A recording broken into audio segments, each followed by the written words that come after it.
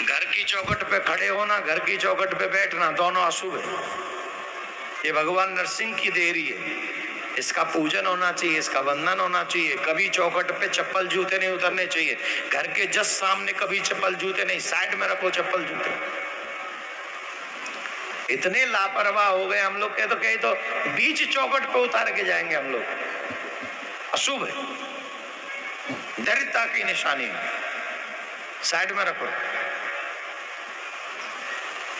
और हो सके तो जो माता बहन अपने घर में शांति और समृद्धि चाहती हैं, उनको सुबह शाम देहरी पे जल छिड़कना चाहिए।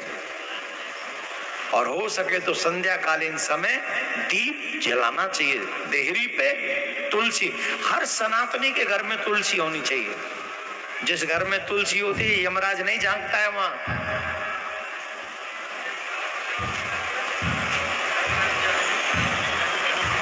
हम लोगों के कल्याण के लिए तमाम रास्ते बनाए भगवान ने, पर पता नहीं कलयुग का आदमी पी के सब भूल गया। माता जी तो तुलसी की पूजा कर रही हैं और भैया जी वो अलग ही मूड में आ रहा हो, कहते तो तुलसी को आवाज ना, मत चप्पल जूता पैर घुसे चले आ रहा हो।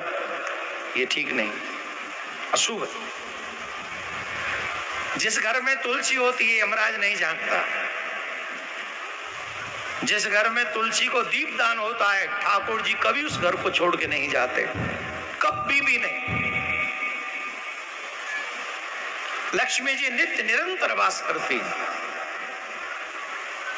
इसलिए हर सुहागिन माता भी तुलसी में दीपदान करना चाहिए संध्या के समय। और भाई लोगों को भी सुबह शाम प्रणाम करना चाहिए, और सके तो 4 परिक्रमा करनी चाहिए तुलसी की। तो इसलिए तुलसी घर में चौखट पे दीपदान और सुबह शाम जल छिड़कना, जो लोग अपने घर में सुख समृद्धि चाहते उनको करना चाहिए, अवश्य करना चाहिए। प्रहलाद जी के वंश में राजा हुए बलि, जिनसे भगवान ने 3 पग भूमि मांगी। तो राजा बलि से 3 पग भूमि मांगी। भगवान ने, राजा बलि ने कहा मैं 3 पग भूमि दूंगा, और 2 ही पग में भगवान ने सारा ब्रह्मांड नाप लिया।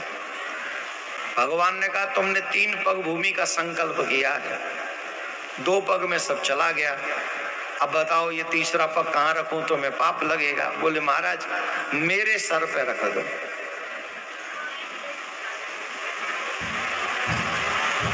भगवान ने वो तीसरा पग राजा बलि के सर पे रख दिया, और इससे राजा बलि का वो संकल्प पूरा हुआ। एकादशी व्रत का महात्म है। दुर्वासा ऋषि जैसे ऋषि का साप भी भक्त के आगे कुछ नहीं कर सकता, और भक्त को कोई कष्ट देता है तो भगवान उसका साथ नहीं देते, चाहे वो संत ही क्यों न हो। दुर्वासा ऋषि का साथ ब्रह्मा जी ने नहीं दिया, भागवत में प्रमाण है। नारायण भगवान ने भी दुर्वासा ऋषि का साथ नहीं दिया, अम्बरीश के साथ खड़े रहे तीनों। क्यों? वो भक्त है। तो भक्तराज अम्बरीश ने ही दुर्वासा ऋषि के प्राणों की रक्षा की। ये कथा एकादशी महात्मा की है, और हर सनातनी को चाहिए एकादशी का व्रत करे। आदो राम तपो बनादि गवनम हत्वा मृगम कांचनम वेदे हरणम जटायुर्णम सुग्रीव संभाषणम बाली निर्दलनम समुद्र तरणम लंकापुरी दाहनम पश्चात् रावण कुंभकर्ण हननम एतत् श्री राम। सूर्य वंश में त्रेता युग में अवतार भगवान ने लेकर रावण इत्यादि दुष्टों का वध करके धर्म की स्थापना की। बोली राघवेंद्र सरकार की। जय। कौन कौन भगवान श्री राम जी को मानते हैं?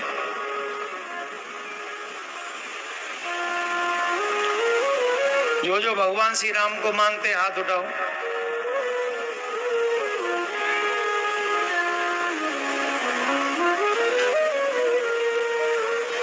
भगवान श्री राम को सिर्फ सुनने के लिए मत करो कि हम भगवान को मानते, हम राम जी को मानते। भगवान श्री राम ने अपने माता पिता का अपमान नहीं किया था कभी भी। सौतेली माँ की भी अपमान नहीं किया उन्होंने। सौतेली माँ की बात मानकर बन को अपमान कभी नहीं करना चाहिए। राम भक्तों की ये सच्ची पहचान है। भगवान श्री राम ने ऑलवेज वही किया जो गुरुदेव ने कहा। हमें भी अपने गुरु की बात माननी चाहिए। भगवान ने कभी भी अपने भाइयों का बुरा नहीं किया, हमें भी कभी अपने भाइयों का बुरा नहीं करना चाहिए। भगवान श्री राम ने ऋषि मुनियों का संतों का सम्मान किया, हमें भी सदा यही काम करना चाहिए। भगवान श्री राम ने अपने सुग्रीव के संकट में सहायता करके हमें भी अपने मित्र का साथ देना चाहिए। ऐसे सुंदर प्रसंग है, उनमें से दो चार बातें अगर हम में आ जाएंगी तो सही माने में हम भी राम के सच्चे उपासक हो जाएंगे। कौन कौन चाहता है मथुरा में भगवान का मंदिर बनना चाहिए? कौन चाहते हो? वैसे याद उठा रहे हो। कौन कौन चाहता है सनातन बोर्ड बने? हमने इच्छा रखी है, भगवान ने प्रेरणा दी है 5 करोड़ सनातनी इकट्ठे करने। कितने? जिन 5 करोड़ लोगों की वोट पड़े कि सनातन बोर्ड बनना चाहिए। जब वक्फ बोर्ड के लिए सब नेता खड़े हो जाते हैं तो सनातन बोर्ड क्यों नहीं बनना चाहिए? बने मथुरा में कृष्ण भूमि का मंदिर बने तो आप सभी को सनातन न्यास फाउंडेशन से जुड़ना चाहिए। इस नंबर पे मिस कॉल करिए, अपना फोन निकालिए, है निकालो और एक एक वोट करो। वो नंबर हम बोल रहे हैं उस नंबर पे डायल करना। नंबर क्या है? 9929700037।